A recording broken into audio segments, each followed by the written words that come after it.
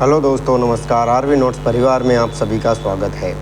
जिस घड़ी का इंतज़ार था वो घड़ी आ चुकी है, यानी ग्रुप डी की एग्ज़ाम डेट आ चुकी है।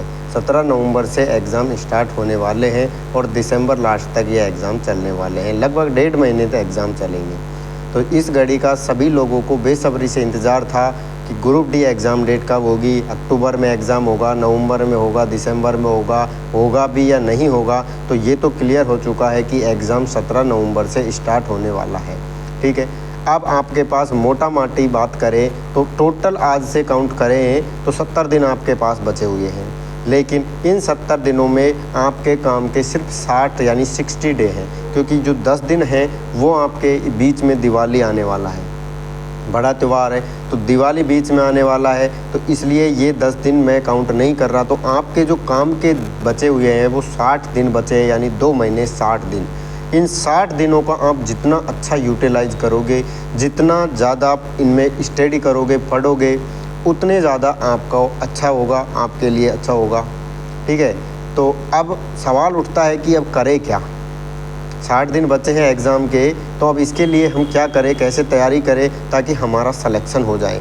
ठीक है, तो सबसे पहले आपको करना है 60 दिन जो है ना, इनकी स्ट्रेटजी बनानी है आपको बढ़िया से कि कैसे पढ़ा जाए 60 दिन। बिल्कुल भी टाइम वेस्ट करने का समय अब बिल्कुल नहीं रहा है।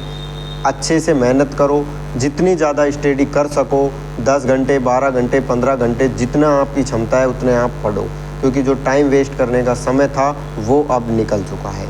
इन 60 दिन का आपको टाइम टेबल बनाओ, जो भी आपको करना है वो करो, लेकिन इन 60 दिन में आप अच्छे से तैयारी करो। ठीक है, जो पढ़ लिया आपने, जो आपने अब तक पढ़ा है, सबसे ज़्यादा महत्वपूर्ण है कि उसका रिवीजन करो। जितना अब तक पढ़ चुके हो उसका रिवीजन करना है, और जो भी नया आप पढ़ोगे उसका प्रॉपर नोट्स बनाओ, उसका बार बार रिवीजन करो, ताकि क्योंकि रिवीजन ही एक ऐसी चीज़ है जो आपको मजबूत बनाती है, जो आपको याद करवाती है। वरना नया पढ़ने से कोई फ़ायदा नहीं है, क्योंकि पढ़ोगे उसका रिवीजन ज़रूरी है। उतना ही पढ़ो जितना आप उसको कर पाओ। ठीक है ना।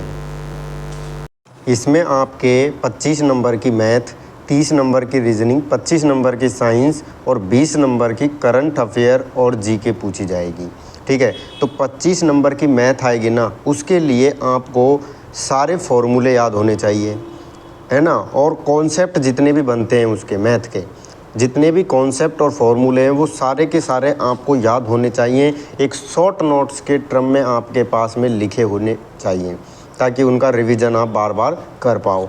रीजनिंग में भी जितने भी कॉन्सेप्ट बनते हैं, रीजनिंग के जो सवाल अपन करते हैं, तो उनके लिए जितने कॉन्सेप्ट अपन याद करते हैं, कैलेंडर के जो फॉर्मूले वगैरह होते हैं, वो अपने अलग से नोट होने चाहिए, ताकि उनका हम रिवीजन कर सकें और प्रैक्टिस ज़्यादा से ज़्यादा कर सकें।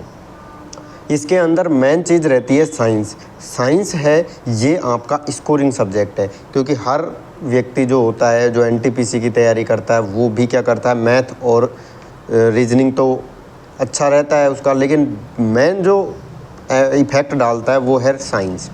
किसी किसी के क्या होता है कि जीके तो अच्छी होती है लेकिन साइंस अच्छी नहीं होती। जिसकी साइंस अच्छी है वो इसमें स्कोर कर जाता है, या फिर जो बच्चे साइंस बैकग्राउंड से आते हैं उनके स्कोर थोड़ा अच्छा होता है। 4-5 क्वेश्चन भी अगर उनके फाल ज़्यादा हो जाते हैं तो उनका स्कोर बाकी लोगों से अच्छा हो जाता है। इसलिए साइंस को इग्नोर करने की बिल्कुल भी भूल ना करें।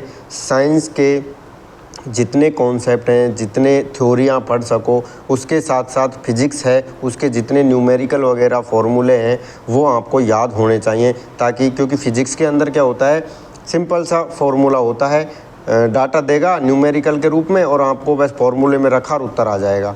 इसलिए फॉर्मूले जो हैं फ़िज़िक्स में, जितने भी फॉर्मूले हैं वो आपको याद होने चाहिए, सारे कॉन्सेप्ट याद होने चाहिए। ठीक है, तो ये मेन तो 3 सब्जेक्ट ही हैं, मैथ, रीजनिंग और साइंस। 80% यानी 80 नंबर का वेटेज यही रखते हैं।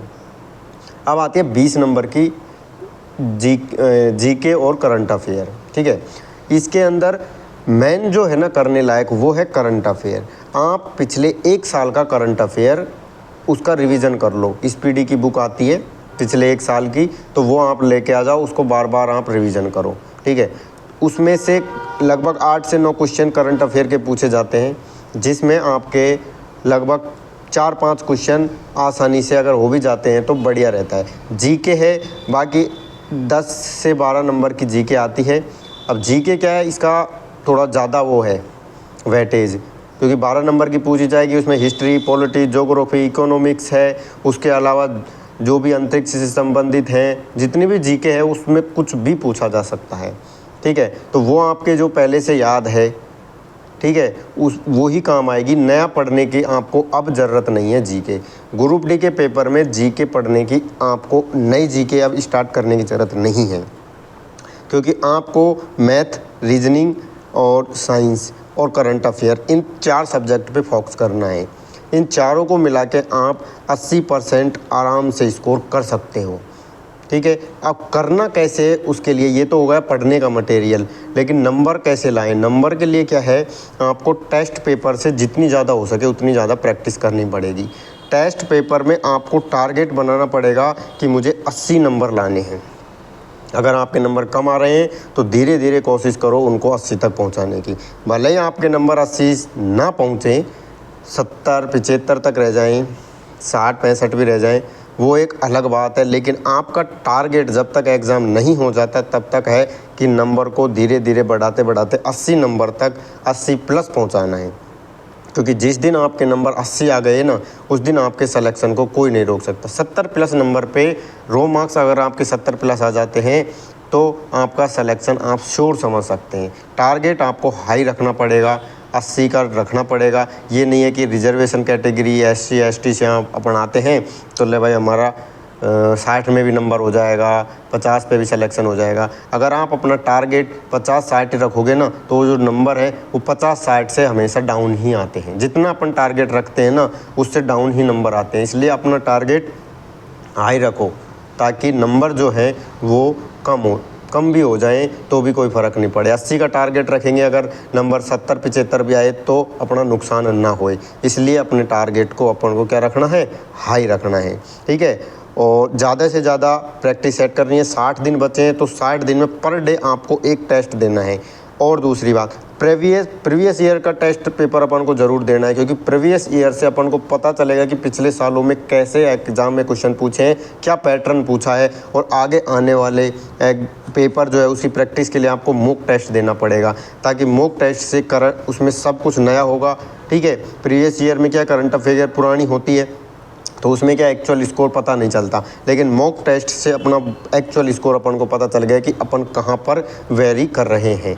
ठीक है, तो प्रीवियस ईयर भी ज़रूरी है, उसके साथ मॉक टेस्ट देना भी ज़रूरी है। तो इस तरह से आप अपनी स्ट्रेटजी जो है पढ़ने की उसको बनाओ। 60 दिन बचे हैं और 60 दिन में आप सिलेक्शन लेके दिखाओ। और बड़ी बात नहीं है, जिनकी नॉर्मल तैयारी भी है, अभी अगर आपके नंबर 40-50 भी आ रहे हैं तो आप उनको 60 दिन में धीरे धीरे मेहनत करके, प्रैक्टिस करके, रिवीजन करके आगे बढ़ा सकते हो। ठीक है, और ये समय ऐसा है अपने आप को डिमोटिवेट करने का नहीं है। अगर आपके नंबर नहीं आ रहे हैं इसका मतलब ये नहीं है कि आप डिमोटिवेट हो जाओ, टेंशन में हो जाओ, कड़ेस करने लग जाओ कि नंबर तो आ ही नहीं रहे, सिलेक्शन कैसे होगा। आपका काम ये नहीं है, आपका काम है पढ़ाई करना, मेहनत करना। ठीक है, और प्रैक्टिस सेट लगाओ। धीरे धीरे जो कमी रह गई, जो गलती हो रही है उनसे सीखो, जो कमी है उनसे सीखो, और एक पेपर देने के बाद उसका पूरा एनालिसिस करो। पूरा एनालिसिस करने के बाद में अगला पेपर दो। जो गलती पहले पेपर में हुई है उनको सुधारो अगले पेपर में, फिर उसमें जो गलती हुई है उनको उससे अगले पेपर में सुधारो। ऐसा करते रहोगे तो धीरे धीरे आपके नंबर बढ़ेंगे और आपका सिलेक्शन अवश्य होगा। आप भी अपने माँ बाप के सपनों को पूरा कर पाओगे। ठीक है, माँ तेरे पसीने की हर बूंद को मोती सा चमकाऊंगा, तो सपने बड़े देख, पूरा करके ये तेरा शेर नहीं दिखलाएगा। ठीक है ना। और आपके माँ बाप जो इंतज़ार कर रहे हैं आपकी सफलता का, कि इस बार तो हमारा जो बच्चा है, हमारी बच्ची है, वो जॉब लेके रहेगी, उसकी भी सरकारी नौकरी लगेगी, उनके सपनों को पूरा करने का ये समय आ चुका है। ठीक है, एग्ज़ाम स्टार्ट होने वाला है, सिर्फ 60 दिन बचे हैं, इसलिए अच्छे से मेहनत करो, आपका सिलेक्शन अवश्य होगा। ठीक है दोस्तों, आज के लिए बस इतना ही। जल्दी से वीडियो को लाइक करो, चैनल को सब्सक्राइब करो। इसी तरह के मोटिवेशनल वीडियो आपको मिलते रहेंगे, और जो भी होगा मेरे से वो मैं अपने इस चैनल पर आपको अपलोड करते रहूँगा। वो आपको आपके एग्ज़ाम में अवश्य हेल्प करेंगे। ठीक है दोस्तों, धन्यवाद।